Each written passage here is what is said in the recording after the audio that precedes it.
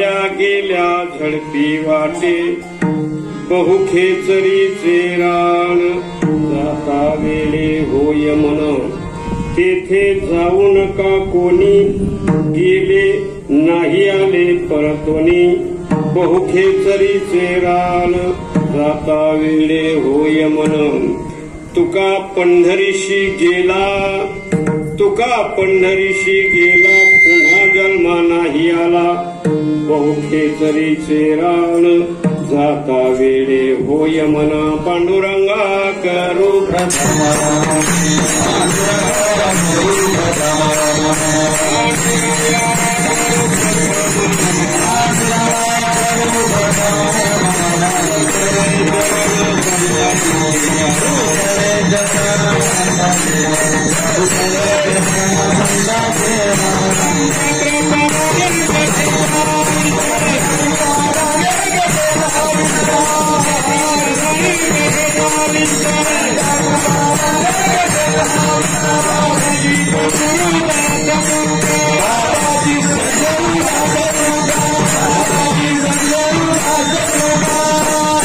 जयांचे केलिया स्मरण होय सकळ विद्यांचे अधिकरण ते शिवबंधू श्री चरण श्री गुरूंचे ते नमस्कारणे आता पंढरीचे भूत मोठे आल्या गेल्या झडपी वाटे बहुखेचरीचे रान जाता वेळे होय मन उपस्थित प्रसंगी प्रति महिन्याच्या शुद्ध एकादशी निमित्त या प्रति पंढरपूर परिसरामध्ये पवित्र असणारं तीर्थक्षेत्र या ठिकाणी दर महिन्याला शुद्ध एकादशीला कीर्तन असतं. आपले मंदिराचे ट्रस्ट कमिटी सदस्य असतील ते आणि परिसरातला श्रोतृवर्ग अन्नदान करणारे पंक्ती घालणारे सर्वांच्या उपस्थितीमध्ये आजची ही आपली कीर्तन रूपी सेवा आहे. या सेवेसाठी उपस्थित असणारे आपले सातपुते महाराज, गोले महाराज, देसाई महाराज, दिलीप गायक, वादक मंडळी, आपल्या परिसरातले टाळकरी सर्व उपस्थित मंडळी सर्वांच्या समवेत आजची आपली सेवा आहे. आजची पंगत आहे आमचे पाहुणे संतोष लावंड यांच्यातर्फे आजचं पंगत आणि आपली आजची कीर्तन सेवा आहे. सेवेकरता निवडलेला अभंग तुकाराम महाराजांचा आहे. एक रूपकात्मक अभंग आहे. घातलंय भूतावर पण बोललेत देवाविषयी. बऱ्याच लोकांना असं वाटतं देव दिसत नाही. महाराजांना माहिती भूत तरी कुठं दिसत, तरी भूताची भीती वाटते. पण देवाचा परिणाम होतो तसा भूताचाही परिणाम होतो. कारण भूतामध्ये आणि देवामध्ये बरंचसं साम्य आहे. भूत कुणी पाहिलं नाही, देव कुणी पाहिलं नाही. भूत केवढं आहे माहिती नाही, देव केवढं आहे माहिती नाही. देव दिसत नाही, भूत दिसत नाही, पण दोन्ही बी परिणाम करतात. फक्त एक आहे, भूतानं झपाटलेलं कामातून जातं आणि ह्यांनी झपाटलेलं कामाला येतं.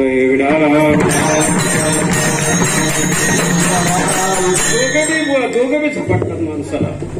पण एक झपाटलेल्याची बुद्धिभ्रष्ट होते आणि एक झपाटलेलं भगवंताची प्राप्ती करतात. देवानं झपटलेली आहेत ना ती अतिउच्च स्थिती गेली. ज्यांनी झपटलेत ना नारद, पाराशर, कुंडली, कव्यास, आंबऋषी असे जे झपटलेले आहेत ना त्यांची कीर्ती अजरामर जगामध्ये राहते. त्यानं झपटावं म्हणून दोघांमध्ये साम्य आहे. आणि हे साम्य आहे याला आपल्याकडं उपमा अलंकार असं म्हणतात. म्हणजे त्यांच्या सापेक्ष आहे. ताकदीने बी तेवढी. भूताचा ताकदीचा अंदाज कळत नाही.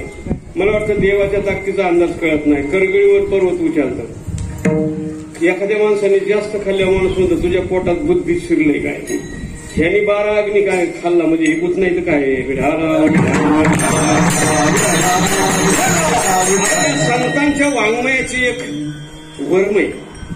तुकाराम महाराज, ज्ञानेश्वर महाराज, जनाबाई, मीराबाई, मुक्ताबाई असे वेगवेगळे हे अभंग जरा विनोदात्मक अभंग आहे. भारुडाच्या रूपानं, कीर्तनाच्या रूपानं, भजनाच्या रूपानं जीवाचा देवाशी संबंध जोडला जावा. संतांचं उद्दिष्ट ते असतं. म्हणून वेगवेगळे उपाय करतात संत. साधू संत वेगवेगळे रचनात्मक करतात जेणेकरून जीवाशी देवाचा संबंध यावा. काय भारुडातून देवाचा संबंध यावा, काय भजनातून देवाचा संबंध. प्रत्येक संतांच्या वाङ्मयाच्या पाठीमागे हेतू एक असतो, जीवाचा देवाशी संबंध जोडला जावा. आणि जोपर्यंत जीव देवाकडे जात नाही तोपर्यंत त्याच्या जीवनाला अर्थ नाही. निष्फल जीवन आहे. पशु आणि मनुष्यात एकच फरक आहे. पशुला पाप पुण्य कळतं, धर्म कळतं, नीती कळते, आचार विचार करतात. जर मनुष्य बी तसाच करत असला, त्याला बी आचार विचार पशुसारखं त्याला जर कळत नसलं तर पशुचा त्यात काय फरक आहे. म्हणून मनुष्य जातीकरता एक धर्म आहे, त्याच्याकरता एक नीती आहे, त्याच्याकरता एक भक्ती आहे, वेगवेगळी माध्यम आहेत आणि ज्यानं ज्यानं देवाशी जोडलं जातं त्याचं कल्याण होतं. एक असते संतांचं, जीवानं देवाकडे यावं. बघा, संतांची 3 वचनं असतात, त्याला उक्ती म्हणतात. एक रोचक आहे, एक यथार्थ वचन आहे, दुसरं यथार्थ रोचक वचन आहे आणि तिसरं यथार्थ भयानक वचन आहे. यथार्थ वचन म्हणजे सरळ आहे, सरळ सांगून ऐकलं नाही तर मग गोडी लावून त्याला परमार्थाला लावायचं, त्याला यथार्थ रोचक वचन म्हणतात. गोडी लावून ऐकलं तर भीती लावून त्याला परमार्थाला लावायचं, यथार्थ भयानक वचन. यथार्थ वचन आहे पहिलं, पंढरीशी जारे आल्यानं संसारा. बारक्या पोराला दवाखान्यात नेल्यानंतर आई सांगते गोळी खा, हे सरळ वचन आहे. पण ते नाही खात नसलं त्याला गोळी लावून खायला, गोळी खा चॉकलेट देते. नाहीच खाल्लं तर भीती दाखवायची, गोळी खा नाही तर बागुलबाच्या हवाली करीन. उद्दिष्ट एकच आहे, त्यानं गोळी खावं. संतांचं उद्दिष्ट तसंच आहे. वचन कोणचं का वापरणार, रागा वापरू द्या, गोडीत वापरू द्या किंवा सरळ सांगू द्या, उद्दिष्ट एक आहे. कारण वेगळ्या प्रकृतीची माणसं असतात. कुणाला गोडी लावून घेता येतं, कुणाला रागवून सांगता येतं, कुणाला सरळ समजून समजतं. शेजारी आल्यानं संसार सरळ वचन आहे. दुसरं रोचक वचन आहे, म्हणजे गोडी लावायची. पंढरपूरला गेल्यावर काय होतं, जगामध्ये अनेक तीर्थ आहे पण पंढरपुरासारखं तीर्थ नाही. पंढरपूरला बाप तीर्थ म्हणतात, म्हणजे तीर्थाचा बाप आहे. बघा, काही ठिकाणी देव आहे, संत आहे पण तीर्थ नाही. काही ठिकाणी तीर्थदेव आहे पण संत नाही. पंढरपूरला तिन्ही आहे. काशीला देव आहे, गंगा नदी तीर्थ आहे, संत नाही. आळंदीमध्ये संत आहे, तीर्थ आहे पण देव नाही. म्हणजे कुठं तीर्थ आहे, कुठं देव आहे, कुठं तीर्थ नाही. गंगा नदी वगैरे हिमालयामध्ये भरपूर मंदिर असते, तर कुठं तीर्थ आहे, देव आहे तर संत नाही, कुठं संत आहे तीर्थ आहे तर देव नाही. पण पंढरपूरच असं एक आहे, सगळ्यात मोठं तीर्थ पंढरपुरामध्ये, त्याचं नाव चंद्रभागा आहे. सगळ्यात मोठा संत पंढरपुरात आहे, त्याचं नाव पुंडलिक आहे. आणि सगळ्यात मोठा देव पंढरपुरात आहे, त्याचं नाव विठ्ठल आहे. सगळ्यात मोठं तीर्थ पंढरपूरला गणलं जातं. वाराणसी गया पाहिली द्वारका परिण हे तुका पंढरीचे. पंढरपूरची अशी ख्याती बर का. जीवानं भक्ती केल्यानंतर त्याला वैकुंठाला जाता येतं. पण तुकाराम महाराज म्हणतात, देवानं असं केलं, वैकुंठाला जायच्या अगोदर पंढरपूरची रचना केली. कारण पंढरपूरला गेल्याशिवाय वैकुंठाला जाता येत नाही. पंढरी आणि मग वैकुंठ मध्ये, म्हणजे पंढरपूर तीर्थक्षेत्र फार जुनाट आहे. जुनाट जुगारीचे नाणे. आपण रोज असं म्हणतो, युगे 28 विखेवरी उभा. त्याचे 2 अर्थ सांगतो. युज शब्दाचा अर्थ जोडणे. आपल्याकडे 6 शास्त्र आहे, न्याय, सांख्य, पतंजल, वैभाषिक, पूर्वमीमांसक आणि उत्तरमीमांसक. 6 शास्त्र आहे. आपल्याकडे 4 वेद आहे, ऋग्वेद, सामवेद, यजुर्वेद आणि अथर्ववेद. म्हणजे 6 आणि 4 10 झाली. आपल्याकडे 18 पुराण आहेत. 18 पुराणाची यादी आपल्याकडं. मध्वयम, म अक्षराचे 2, भविष्य, भागवत, नारद, नालिपाग्नी पुराण आणि 18. म्हणजे 18 आणि सगळे झाले किती, 28. म्हणजे 28 शास्त्राच्या आधारानं भगवान परमात्मा जोडला जातो. युज म्हणजे जोडणे. त्या 28 शास्त्राच्या आधारानं भगवान परमात्मा जोडला असतो, त्याला युगे 28 असं म्हणतात. या 28 शास्त्राला भगवान परमात्मा कळाला नाही, म्हणून 28 शास्त्र भगवंताच्या पायाखाली दडले. पंढरपूरचाच पांडुरंग आहे, याला आधार 28 शास्त्र सांगतात.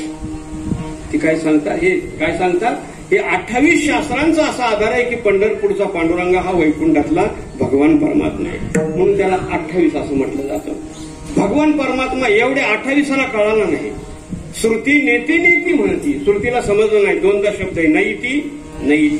असा नाही म्हणजे निर्गुण निराकार नाही, सगुण साकार नाही. 2दा नैती नैती. श्रुतीनं अखंड भगवंताचं चिंतन केलं जन्मभर, पण नक्की अजून श्रुतीला देव भगवान परमात्मा कळला नाही. 28ला बी नाही कळला, म्हणून दंडित पायाखाली नाही कळला. वेद तर बोललाच नाही, पुसू नका बाई, वेदाशी काही कळलेच नाही. वेद श्रुती पण थांबली नाही. श्रुती अखंड, श्रुती म्हणजे विनायक. म्हणून आपल्याकडे 7 दिवस वीणा असतो, म्हणजे श्रुती असते, अखंड भगवंताचं चिंतन करते, अखंड वीणा असतो म्हणजे अखंड चिंतन करते. पण नक्की कळालं नाही, कसं कळालं नाही सांगतो. काही गोष्टी शब्दातीत असतात. एका गुरुजीनं पोराला सांगितलं साखर शब्दावर 15 वेळी निबंध लिहा. पोराने लिहिलं साखर गोड असते, आणखी काय डोंबलं सांगत. मग पोरानं गुरुजीच्या तोंडात साखर टाकली, म्हणले 15 वेळी सांगा साखर कसली असते. गुरुजी म्हणला साखर गोड असते, आता काय डोंबलं सांगा. गोड लागे परी सांगताच नाही. म्हणजे काही गोष्टी अशा असतात त्या शब्दाच्या बाहेर असतात. श्रुतीनं आयुष्यभर देवाचं वर्णन केलं पण नाही कळाला.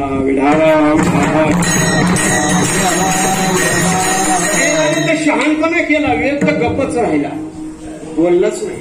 कारण किती बोललं तरी याचं पूर्ण वर्ण होत, त्यापेक्षा शहाणपणा करावा. काय काय गोष्टी न बोलण्यावरून कळतात. एका गुरुजीनं पोरांना सांगितलं दुकान शब्दावर निबंध लिहा. कुणी लिहिलं दुकान असतं असतं, सामान कसं असतं. एकाने लिहिलं दुकान बंद आहे, मातीत जाऊ ती बोलायलाच नको. अगदी वेदानं हे जाणलं. विढारा शास्त्र काय आहे? ज्ञानेश्वर महाराज फार सुंदर सांगतात. पूर्वीचा कालावधी होता आणि सासरवाडीला जावया आला, त्याच्या बरोबर 2-4 मुलं बाळ आली आणि मग त्याची बायको होती, तिच्याबरोबर 2-4 मैत्रिणी जमल्या आणि ती विचारतात ह्यातला तुझा नवरा कोणाचा आहे. आता आताच्या काळातली असती तर मनगटाला धरून आणला असता ही आमचं म्हणून, पण जुन्या काळातली होती. ती काहीच बोलली नाही, खाली मान घातलेली. मग तिने सांगितलं लाल शर्टवाला, नाही म्हणली. टोपीवाला, तिनं नाही मान केली. मग हा नेहरू सदरेवाला, तिनं फक्त खाली मान घातली. म्हणजे याचा अर्थ काहीच नाही बोलली, पण हाच माझा नवरा हे सिद्ध केलं. ज्ञानोबराय म्हणतात न सांगणेची वरी बाळापतीशी रूप करी. बिना सांगताच मुलगी आपला नवरा आहे म्हणून सिद्ध करते. तसं या 28 तत्वांना बिना बोलताच भगवान परमात्मा मोठा आहे आणि पंढरपूर तीर्थक्षेत्र फार मोठे आहे हे दाखवून दिलं.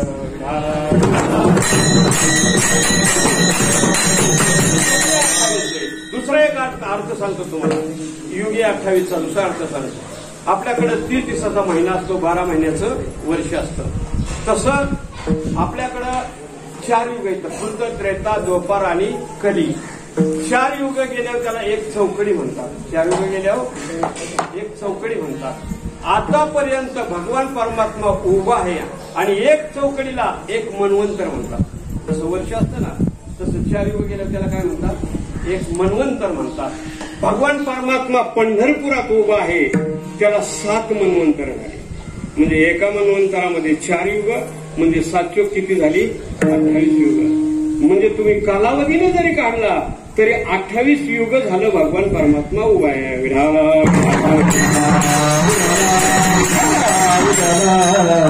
आणि जगात सगळ्यात मोठा देव आहे पंढरपूरला, त्याचं नाव विठ्ठल आहे. आज त्याचं तीर्थस्थान. विठ्ठल शब्दाचे 3 अर्थ आहेत. विठ्ठल शब्दाचे 3 अर्थ. भगवंताचं नाव त्याच्या स्वरूपावरून गुणावरून पडलेलं आहे, आपलं ठेवलेलं असतंय. पण भगवंताचं स्वरूपाचं विष्णू नाव आहे देवाचं. वेवेष्टी व्यापनती इथे विष्णू, जो चराचरात व्यापून राहिलाय त्याचं नाव विष्णू. शंकर होती, कल्याण करणारा शंकर. हा ज्ञानदेव, ज्ञानाची प्राप्ती, ज्ञानानं प्राप्ती करून देणारा देव, त्याचं नाव ज्ञानदेव आहे. म्हणजे असं देवाचं नाव गुणवून पडतं. तसं विठ्ठल देवाचं नाव. विठ्ठल शब्दाचे 3 अर्थ आहेत. विठ्ठल शब्दाचा पहिला अर्थ आहे विटेवरी जो ठेला म्हणून नाव विठोबा. तो विटेवर उभा राहिलाय आणि 28 शास्त्रांची विटे विटेवर का उभा राहिलाय? तुम्ही प्रपंचात विठला आणि जरी माझ्याकडे आला तरी मी स्वीकार करतो म्हणून विठ्ठल शब्दाचा अर्थ आहे का? वि म्हणजे ज्ञान आणि ठोबा म्हणजे आकार. आतापर्यंत ग्रंथामध्ये देवाचं फक्त ज्ञान होतं. देव असा आहे, देव तसा आहे, असं असे वर्णन करायचे. देव असा आहे, देव तसा आहे, देव तसा आहे. पण नक्की शास्त्राला बी कळला नाही, लोकांना बी समजलं नाही. पण या पठ्यानं काय केला? मनगटाला धरला पुंडलिकरायानं आणि वैकुंठाचा जाऊन आणून पंढरपुरात उभाच केला. हे कवा अभ्यास करणार, कवा शास्त्र कळणार आणि कवा देव कळणार आहे. म्हणून एकटाच पठ्य असा बनला बरं का. वैकुंठीचा पुतळा आणला भूतळा, धन्य तो आगळा पुंडलिक. पुंडलिक बहु बरे केले, निधान आणले पंढरीये. म्हणून सगळ्या साधू संतांना पुंडलिकरायाचं वर्णन केलंय. बाकीच्या ज्ञानानं देव कळतो आणि भक्तीनं देव मिळतो. पुंडलिकरायाच्या भक्तीनं मिळालाय आणि ज्ञानेश्वर महाराज तुकाराम महाराजांच्या ज्ञानानं कळालाय. विढाला आतापर्यंत ज्ञान होतं, पण ते ज्ञानच पंढरपुरात आकाराला आले. वी म्हणजे ज्ञान आणि ठोबा म्हणजे आकार. ज्ञानच पंढरपुरात. ज्ञानेश्वर महाराज कसं येतं? ज्ञानेश्वर महाराज नाही, ते ज्ञानच ज्ञानोबरायांच्या रूपानं काय झाले? ऐकी गा चक्रवर्ती तू तव ज्ञानाचीच मूर्ती, म्हणजे ज्ञानानंच ज्ञानोबरायांचा आकार घेतलाय. तसा भगवान परमात्मा हे ज्ञानच आहे आणि ज्ञानानंच पंढरपूरला आकार घेतलाय. वी म्हणजे ज्ञान, ठोबा म्हणजे आकार. विचा केला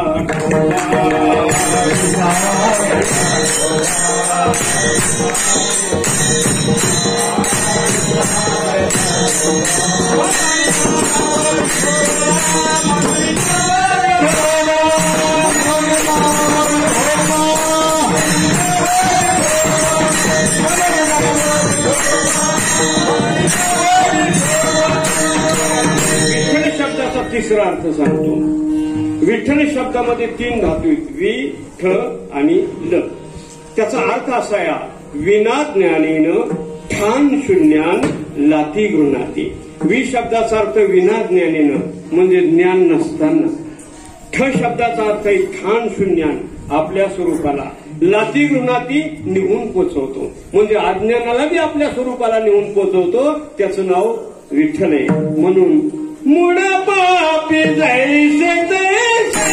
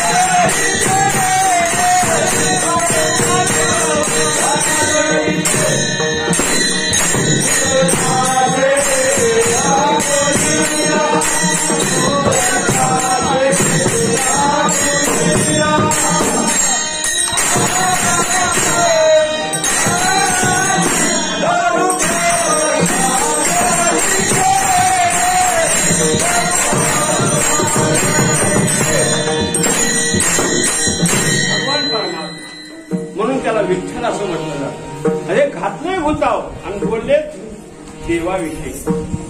हे भूतानं ज्याला ज्याला झपटलं ना, ही बारकाली भूत वेगळीच, ती एका टायमाला एका माणसाला झपटतात. पण हे राहतं पंढरपुरात पण झपटतं. तुम्ही झपटलेलीच माणसं सगळी. एकादश झाली, आली एकादश की निघालीच देवळा. गावात सप्ताह असला निघालीच कीर्तनवाड. ही झपटलेली माणसं. काय काय तर अशी झपटले, भरलेल्या घराला कुलूप लावलंय, काकत पडशी घेतात, नाळ तिथे पंढरी ते ही झपटलेली बरं. पण त्यानं झपटलेली एवढी मोठी माणसं झाली, कारण त्याच्या इतकं मोठं नाही, ती मोठं होते. आणि त्यांनी झपटलं, त्याला नातराय म्हणतात, ते बारकं नाही. भूत जबर मोठे गबाय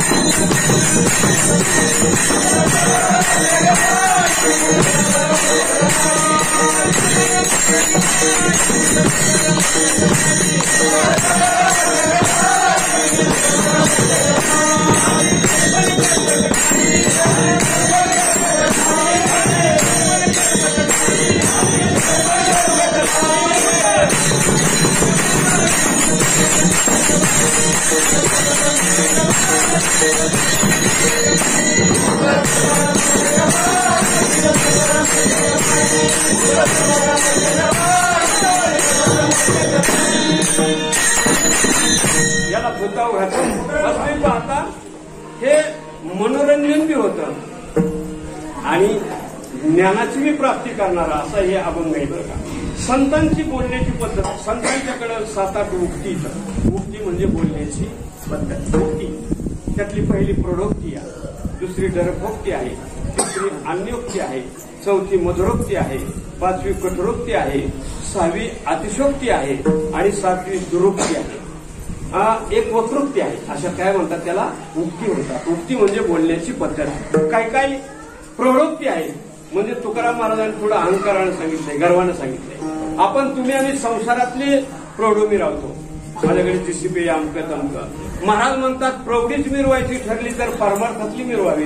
आता इथं 100-200 माणसं येतं, पण घरी गेल्यावर सांगायचं 5,000 माणसं होती, पुढल्या वेळेस वाढते. प्रौढीच मिरवायची ठरली तर परमार्थातली मिरवावी. आपल्या दिंडीत भले 100 माणसं असतात, पण सांगायची 500 माणसं असतात आणि रोज गुलाबजाम खात्यात, म्हणायला काय. म्हणजे प्रौढीच मिळवायची ठरली तर संसारातली मिळवण्यापेक्षा परमार्थ. ज्ञानोबराने प्रौढी मिळवली. ज्ञानोबराय म्हणतात मी गर्वानं बोललो, कसं बघा.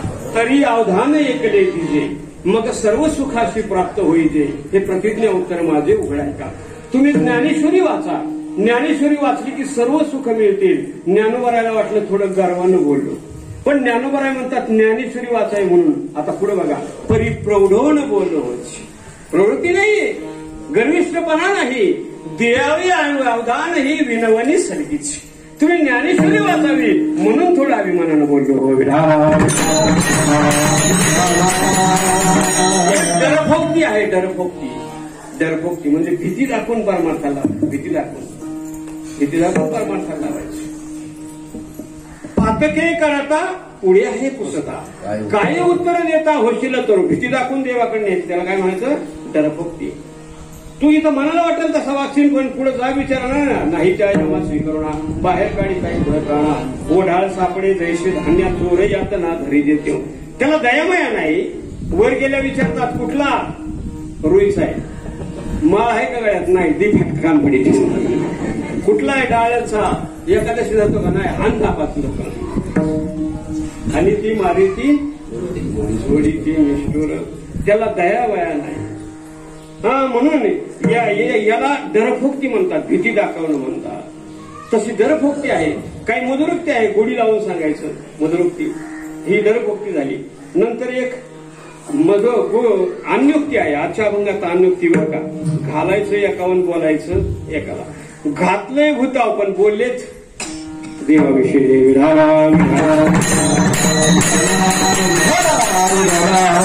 तशा अन्योक्ती भरपूर आहेत बघा. ज्ञानोबरायांचे तुकाराम महाराजांचे अभंग जर वाचले ना तुम्ही बारकाईनं निरीक्षण, घातलंय एकावर बोललेत एकाविषयी.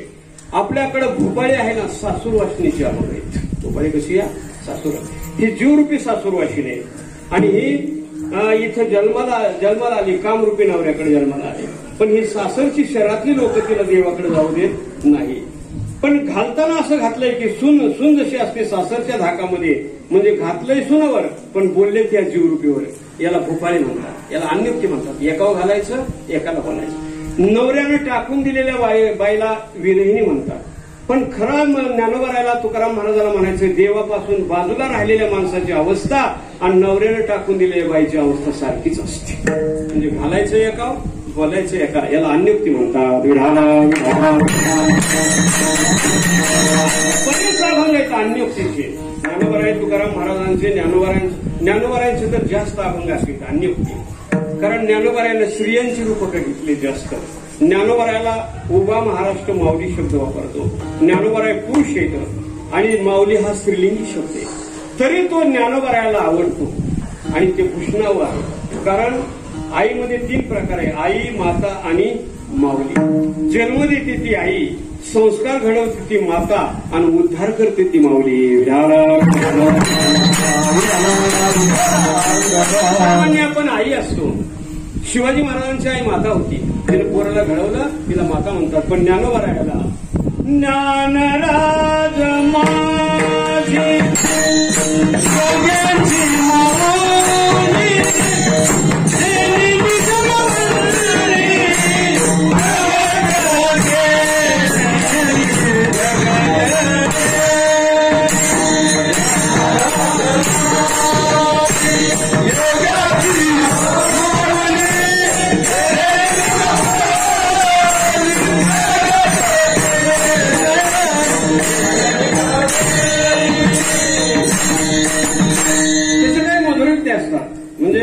ही अन्योक्ती आहे. एकावर घालायचं एकाला बोलायचं. बायांच्याकडे जास्त कला असते तशी बरं का. कुणावर घालायचं आणि कुणावर बोलायचं बायांचा लय अभ्यास.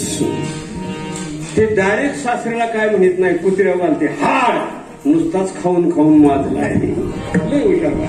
ते डायरेक्ट सासूला काय म्हणत नाही, मांजरी वाटत्या छिर इतकी खाती तरी पायातली पायात घोटायला तीच लय घोटाळ पायात पुन्हा घालत्या.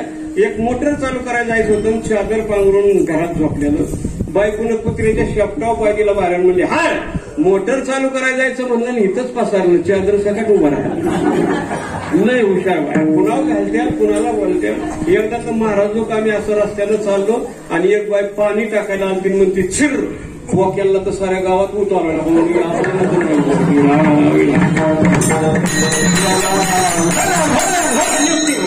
आजच्या अभंगामध्ये घातले एका बोललेत एका विषयी. काय मधुरोक्ती आहे, गोड बोलायचं. आपल्याकडे मधुरोक्ती वापरायचं. चला कीर्तन सुरू झालंय, भाविक या. आळंदीला येता का, पंढरपूरला येता का, लागून या पाया. याला मधुरोक्ती म्हणायचं. मधुर बोलायचं, गोड. आणि मधुर बोलून नाही ऐकल्यावर मग वाईट बोलायचं. विढाला पंढरपूरला तुम्ही गेलात ना, त्याला मधुरोक्ती गोड बोलून सांगायचं. कशाला पंढरपूरला जायचं, बरेच लोक म्हणतात. अरे पंढरपूर असं तीर्थ आहे की पंढरपूरच्या वाट्यानं बघा तुम्ही, आचारी दिंडी बरोबर आला ना, आचारी स्वयंपाक करायला, आणि मग ते हरिपाठ खेळताना पाहिल्यावर ते म्हणतात ह्याला काय म्हणतात, याला हरिपाठ म्हणतात. मग आपल्याला एक पुस्तक द्या की हरिपाठाचं. पुढल्या वर्षी हरिपाठाचं पुस्तक आणतं, त्याच्या पुढल्या वर्षी माळ घालतं आणि त्याच्या पुढल्या वर्षी परमंडे वारकरी. मनुष्य तुम्ही पंढरपूरला न्या, आपल्यातला पाठ. तरी तो सासवडपासून पुढे आला की त्याला असं वाटतं आपण बी पंगत घालावा, आपण बी जेवण घालावं, असं त्याच्या मनात उरती. मनात त्याच्या पंढरपूर असं तीर्थक्षेत्र या मनात सात्विक भाव वाटतात. त्या पंढरी